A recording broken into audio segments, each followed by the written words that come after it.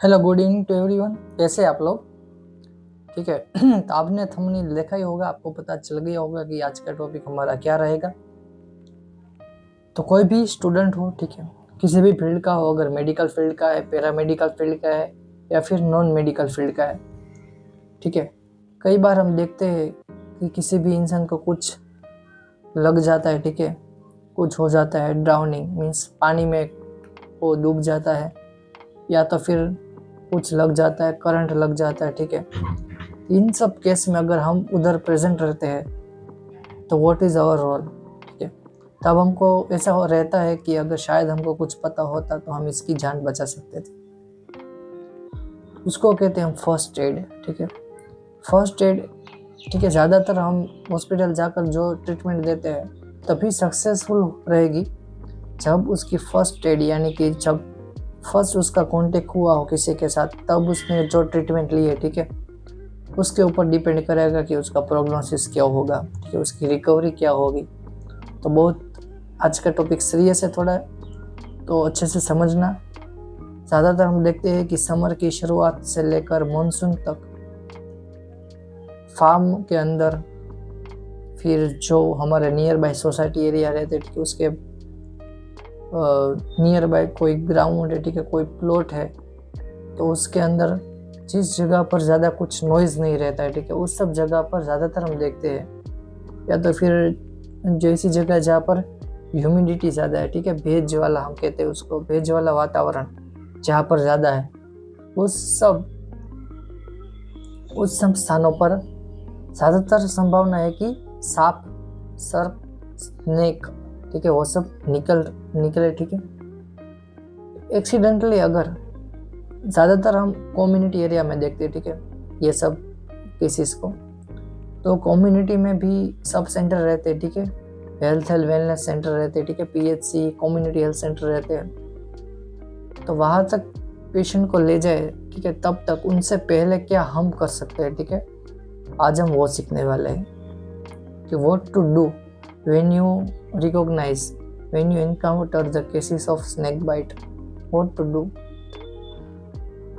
सो farm के अंदर farmer काम करते हैं, ठीक है, ज़्यादातर उनमें ये सब केस देखने को मिलते हैं। और हमारी ट्रेडिशनल मेथड क्या रही है, आपको पता ही होगा शायद, do more harm then benefits, ठीक है, यही सब रहता है हमारे कम्युनिटी एरिया में। जब कभी भी स्नेक बाइट रहता है तो क्या करेंगे वो लोग, पहले रस्सी लेंगे, जहाँ कहीं भी बाइट किया हो उसके ऊपर के साइड रस्सी को बांध देंगे।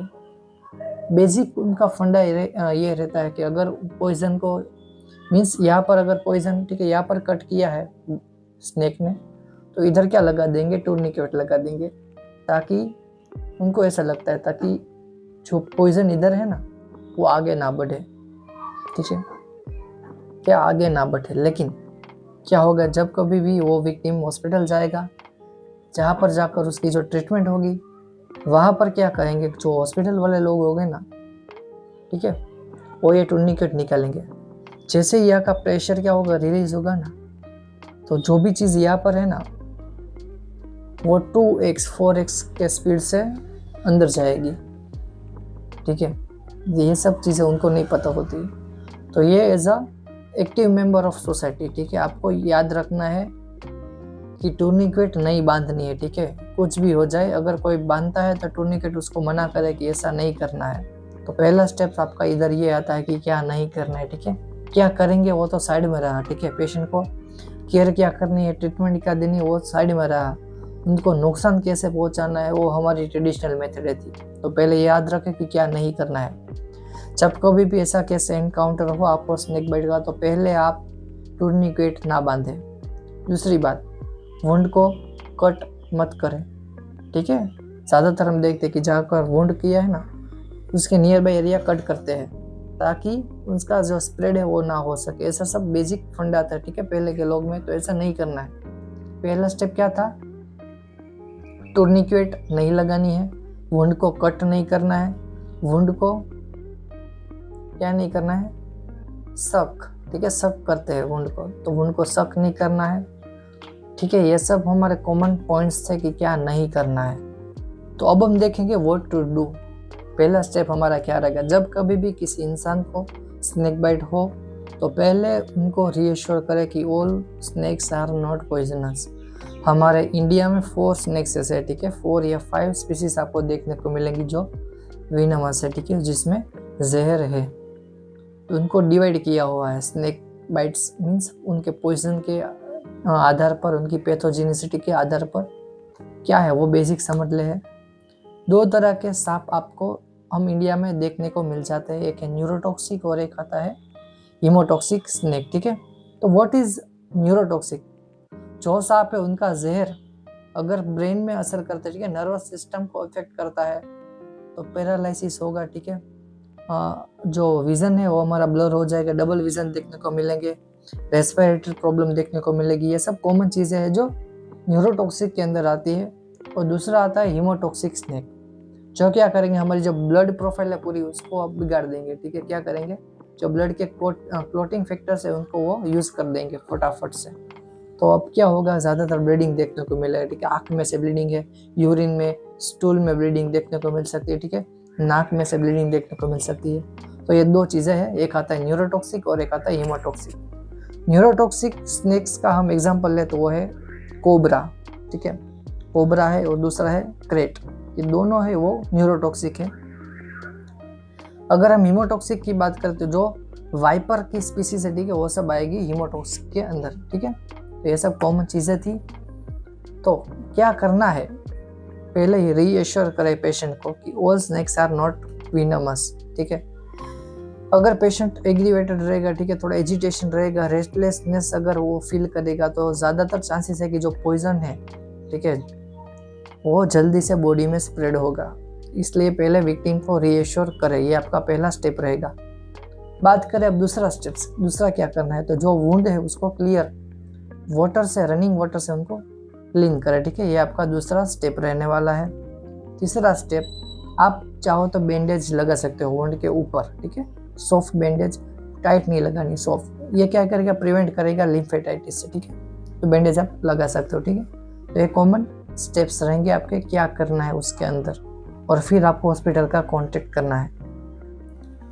एक बात करें कॉमन सी, तो जो स्नेक बाइट करता है, ठीक है, उसके निशान उधर रहते हैं, ठीक है, बाइट के जो एरिया रहता है ना उसमें, उससे भी पता लगा सकते हो आप कि वो विनमस है या नॉन विनमस है। अगर 2 पॉइंटेड है, ठीक है, 2 पॉइंटेड स्नेक बाइट है तो दिस इज डेफिनेटली विनमस स्नेक। क्या है, विनमस स्नेक है। और अगर 2 लाइन में देखने को मिलते हैं, छोटे छोटे बाइट, काफ़ी सारे बाइट देखने को मिलेंगे 2 रोज में, ठीक है, तो it may be non venomous snake, ठीक है। क्या रहेगा, नॉन विनमस स्नेक। और एक एक्सेप्शनल की बात करें, जो क्रेट स्नेक है, क्रेट, उसके बाइट मार्क आपको देखने को नहीं मिलेंगे, ठीक है। क्या है, कॉमन क्रेट, एक क्रेट स्नेक है, ठीक है, उसके जो बाइट मार्क होंगे वो आपको देखने को नहीं मिलेंगे। ये आपको याद रखना है।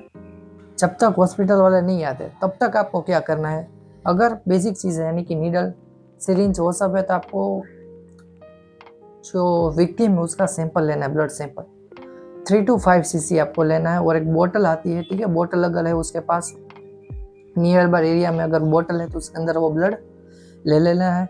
20 मिनट तक उस ब्लड को आपको रखना है और देखना है कि क्या होता है, ब्लड क्लॉट होता है या नहीं। अगर क्लॉट होता है, ठीक है, अगर ब्लड क्लॉट होता है तो it may B neurotoxic snake, ठीक है।